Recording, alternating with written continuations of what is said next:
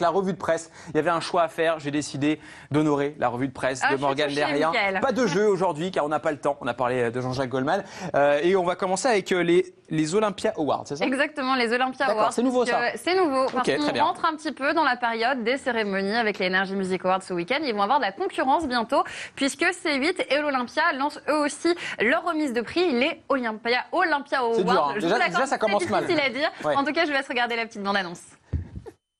De Jacques Brel à Edith Piaf, en passant par les Beatles, les plus grands s'y sont produits. Chaque artiste rêve de voir son nom apparaître en lettres rouges sur cette façade légendaire. Et cette année, pour la première fois, l'Olympia va décerner ses trophées. Les Olympia Awards. 6 catégories. Concert de l'année, artiste musical de l'année, révélation musicale de l'année, spectacle d'humour de l'année, humoriste de l'année et révélation d'humour de l'année. Les Olympia Awards. Un grand show en direct, en présence des artistes majeurs du moment. Voilà, donc 6 catégories, 6 récompenses.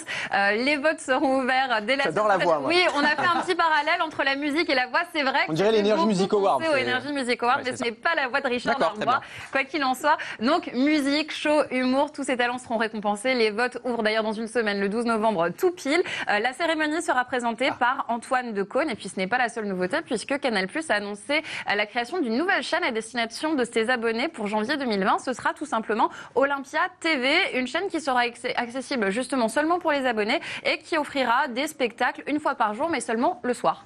Voilà, écoutez, quelle bonne nouvelle. En tout cas, Olympia TV, on aura plein de spectacles. Donc nous, on est très contents. Ça nous fait plaisir pour le débrief, parce qu'on adore parler de spectacles, bien sûr, et des artistes. Nous sommes sur Non-Stop People.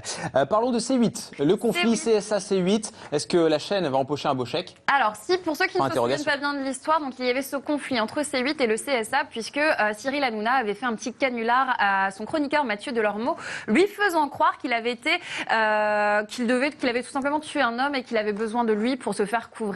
Il avait mis 24 heures avant de lui révéler le poteau rose. Donc suite à ça, de nombreux téléspectateurs ont saisi le CSA. En 2017, puisque les faits se sont déroulés en 2016, la sanction est tombée. C8 a été privé de publicité pendant une semaine.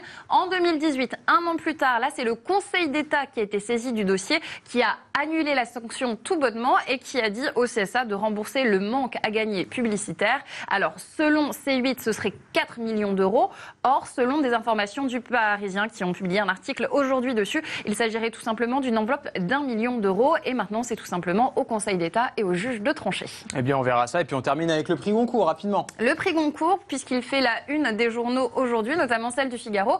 Mais ce qui a beaucoup interpellé dans les médias aussi, c'est tout simplement le fait que LCI, la chaîne d'information, est de nouveau passée à côté de la remise du prix, puisqu'elle a préféré favoriser la diffusion d'un écran publicitaire plutôt que la remise en direct du prix. Ce n'est pas la première fois que ça arrive. C'était déjà arrivé en 2015 sur LCI et en 2013 sur iTélé. Voilà, donc ils loupent à chaque fois Voilà, à 1 minute 35 près, ils ont favorisé la pub.